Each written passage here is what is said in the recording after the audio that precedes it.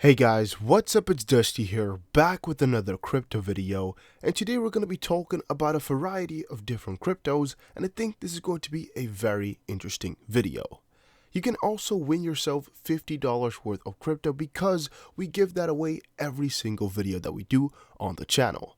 Now, all that you have to do to enter is press the like button on this video, comment something down below, and make sure you are subscribed. That is it. And if we hit 250 likes in 24 hours, we're giving that away.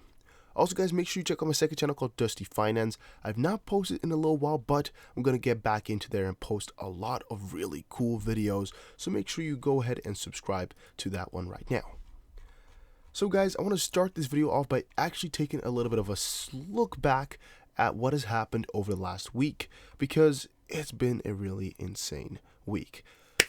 Ripple transfers 500 million XRP from its escrow wallet. Now, there was a huge debate about XRP forking. There was a huge debate about if Ripple is dumping and yada yada yada, all back and forward, but we saw another 500 million XRP get moved from the escrow wallet and people went berserk. And what happened then is Crypto BitLord decided to kind of lead a wave by making a change.org for Ripple to stop dumping as much XRP as they are doing. It met a lot of criticism, but also a lot of support, and it's still kind of a strange situation that's going on right now. Craig Wright challenges court order requiring him to pay 500,000 Bitcoin, which is worth $5.2 billion. That is after last week's bombshell court ruling. He needs to pay $5 billion. The self-proclaimed Bitcoin creator isn't going down without a fight. The entrepreneur's attorney has filed documents requesting a 14-day extension so he could file a motion challenging Judge Bruce Reinhart's order. The document questioned the judge's authority and even misspelled his name. Wright's Florida-based legal team originally had until September 10th to challenge the order, but say they need extra time because they were distracted by the impending arrival of Hurricane Dorian. So that's, again, quite an interesting situation. I have no idea what it is really about or what we're going to be seeing with that, as it's Craig Wright. Who gives a shizzle about Craig Wright? Apple executive says cryptocurrency is interesting and has long-term potential. This was, again, pretty cool, right, for the whole space, where a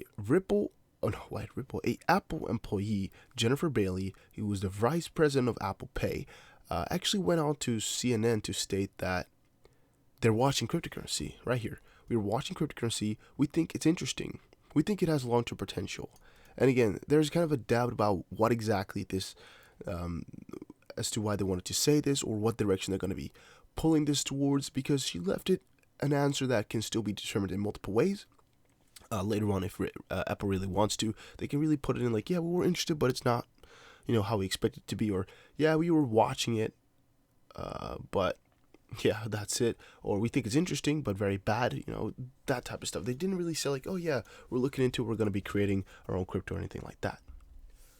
Burger King starts accepting Bitcoin for online orders in Germany. Pretty obvious, but pretty cool. Isn't the first time this has happened, isn't that special, but still quite something to quickly say. Someone moved $1 billion for a $700 fee, overpaying 20 times. I thought that was, again, worth it to mention, because if this person who moved 94,500 Bitcoin, $1 billion, wanted to, he could have just paid, $1 in fees. But in this case, given the sender could have settled the transaction in 10 minutes for about a $35 fee, the whole community was like going crazy because he spent 20 times more of that. But then again, how I see it here is he spent 0.07 BTC to send 94,500 BTC, and 700 makes it so the chance is really quite small that the transaction will go unconfirmed ever, or something will go wrong, or it will take a long time. Maybe this person needed it really fast, and he wanted it. I don't really know exactly why, but I don't think $700 is a very big issue when you're sending $1 billion. That's just me, though. Right? I don't think he gave any bits of poop right there. But if it cost him $700 or $35 or $35 to send it, again, I would personally not think that's a very big issue right there either. Here are some winners and losers of the game. Top gainers: Alpha Token Credit Tag Chain Woman Coin, peculiar. And top altcoin losers: Custody Token, Supercoin, and Big Up. Again, some very big fails right there. FUD of the week: Tron CEO Justin Sun accused of buying 5,000 Twitter followers per day, and Square and Twitter CEO Jack Dorsey: Bitcoin not functional as cryptocurrency yet. That's pretty much it. All right, let's move forward though, because I have so much stuff to cover, guys. I want to kind of put it all into a 50-minute video if possible. Why Stellar is giving away $124 million in cryptocurrency. You're reading that right there. It's actually $124 million, 2 billion XLM that they're giving away. Why is that? Well, I think it is again because they prioritize their awareness rather than their price of the coin. Period. Right? And they want to spread themselves by doing these types of things. We discussed in my previous video exactly what's going on, but here I thought I should quickly mention why this is going on. And again, this is not the first airdrop they've done, and here's a little bit more of a story about what their focus is.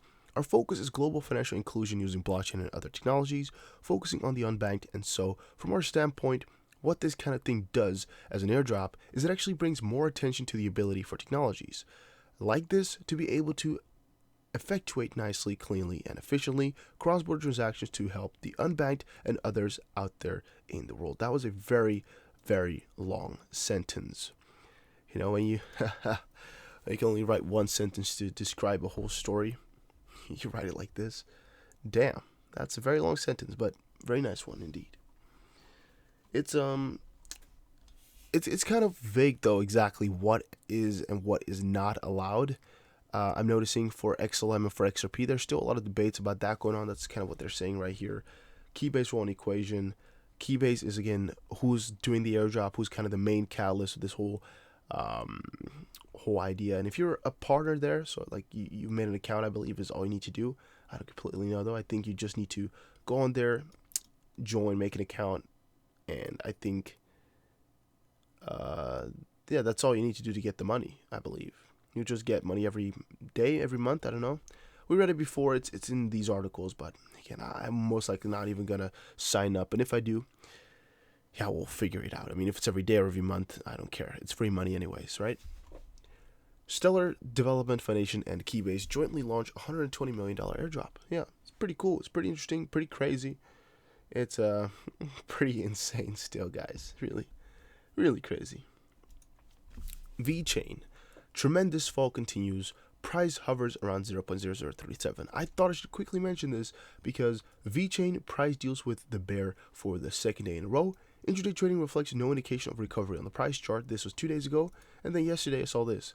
VeChain records 11% uptrend since yesterday. This is one of the first times that I've seen this come by ever. Like a over 10% uptrend for VeChain. I think that was pretty worthy of noting. But then again, if you look on the weekly or even daily or monthly, whatever, it's not really reflecting it. It's because it was an intraday change. So like this range over 24 hours, I think yesterday then or at some point was over 10%. But really the gains that VeChain has made over the day, yeah, have not been 10% because that would be kind of crazy. I most likely think that within a day, it went from the lowest point, 0.0038, for example, to the highest point, 0.00404, maybe something like that made it to 11%. You can see here how it all went, which is what gave it a false kind of idea. It also made me too happy for what it really was. I was kind of excited. I was like, wow, what's going on? That's amazing for VeChain. Then I noticed the price and I was like, ooh, something is not right there. How Justin Sun manufactures hype for the Tron TRX train. I think this is worthy of a whole video actually, and I'm going to be doing that later tomorrow. But I wanted to quickly mention that I think mostly his hype is just for posting everything on his personal Twitter and on the Tron dedicated Twitter. And his personal Twitter has like almost 1.5 million followers because he most likely fakes a lot of them. But also because he just really kind of shares a personal experience with the world. And it kind of looks like, if for example, Trump were to say everything that they're working on right now and every single thing like that, every single partnership that he made, he just puts out there, people are going to be like, oh, wow, they're doing a lot. Well, they're doing this, well, they're doing that. And all of these people will most likely give it a little bit of a motivation boost, get a little bit of a security feeling, and it just feels personal with Justin Sun. I think that's a very smart idea as to how he's done that, but also on a different side, he just promotes that much that you'll always see Tron in the middle of your screen. Again, I've never seen Tron do any promotion campaigns in reality. Like, I've never seen anybody get a deal from Tron or anything like that.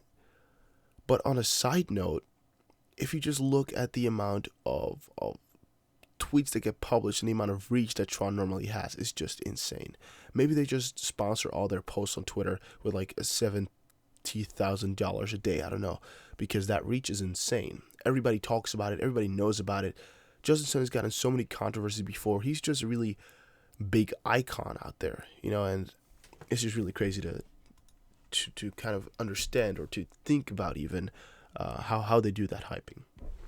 Maybe it's also because Tron is such a controversial project. The great AMA. Well, I don't think it was that great of an AMA. Credit's blockchain platform took an AMA, and I just wanted to quickly mention what they said about HoloChain and Matic. Matic is a blockchain scalability platform which provides secure, scalable, and instant transactions powered by POS sidechains and an adapted version of Plasma. The company provides payment APIs/SDKs for dApps, merchants, and users to instantly accept or pay in crypto assets like ERC20 tokens, Ethereum, and others. And HoloChain is an open source framework for building fully distributed peer-to-peer applications in JavaScript or Lisp, provided with company's core services, which is a customizable UI, the HoloChain DPKI app that manages keys and identities across HoloChain applications, the Holo platform for serving crypto apps to normal web browsers, API bridges between crypto apps, and the capacity to migrate data when updating distributed apps. Again, it's pretty cool, pretty crazy, but yes, it is out there. And again, these are some of the things I really enjoy and like, so I thought it was quickly worth a mention. Ripple moves $26 million worth of XRP to co-founder Jim McCaleb. I just thought I should quickly mention that again. We also covered it earlier in the video, so I don't think it's worth my time to really go in depth again, but yeah, that happened. I don't think it's a big thing because Jet is allowed to dump 500,000 XRP a day, and he has always been doing that. He will keep doing that for a very long time, so yeah. This article, General Director of PundiX Servicios, Venezuela, the X wallet portfolio for Android and iOS has been downloaded by more than 30,000 people in Venezuela. This was actually an article that was in Español. Director General de PundiX Servicios Venezuela, la cartera X Wallet para Android y iOS ha sido descargada por más de 30,000 personas en Venezuela. Thank you guys. I tried my best. I don't know what happened to my I need to maybe I messed it up a little bit. Yeah, I tried my best though, but I think it's easier to look at it in in English most likely. The question is, like, why are they starting in Venezuela? What's going on right there, and how's it coming along? Well, the X wallet portfolio, again, to remind you guys, for Android and iOS has been downloaded by more than 30,000 people in one country alone. 30,000 people. That's insane. That's just completely mind-boggling. Here are a couple of questions, though. Why did they start? Who cares? They're there, so what's going on? How many businesses are operating with XPOS today, or XPOS today? In these 15 days of operations, 10 PundiX have been installed nationwide. What kind of business are you looking to achieve? PundiX seeks to reach all areas of the commercial areas such as food, beverages, textiles, footwear, pharmacies, health, and tourism, so kind of everything. How many? Well, of course, they wanted to do a lot of stuff, but the question is, again, how can they get there, and yada, yada, yada. A lot of cool questions, and I just wanted to quickly remind you guys that I do like PundiX, or PundiX. I see many different people talk about different pronunciations in the comment section all the time. If I'm doing it wrong, make sure you let me know. But I'm wondering how many people are really interested in Pundi, because I never talk about the coin, and I never see comments anymore requesting it. So let me know, and if you guys are interested, I'll be doing a lot more about it, because I do sometimes find a thing here and there. And this article is not possible to see. Well, it was Meet Block on Block World's first smartphone that uses blockchain to encrypt your calls. But I guess they do not like Europe. It's India Times. It was worth a shot, but I should have gone with my I should have probably turned on the Indian VPN. I can still do it, but it will take a little bit of time here, so let's just skip that out for right now then. Guys, that was it for this video. Hopefully you all enjoyed. If you did, make sure you let me know in the comment section down below. I'll see you guys again in another crypto video. Make sure you go ahead and check out the Facebook group. A link for that is in the description below. Make sure you go ahead and check out the Discord. Make sure you go ahead and follow my second channel called Dusty Finance. And of course, don't forget to join the giveaways by pressing the like button on this video right now, commenting something down below, and making sure you are subscribed. There's also a link to some free Bitcoin in the comment section. It's actually pretty simple. It's a faucet, so you just put in the BTC address that you would like some money to be sent to, and you just press the button every hour, and you get a little bit of BTC sent to you. It's really simple. You can check it out. It's really cool, though. So that was it. Thank you all for watching. Take care, everybody.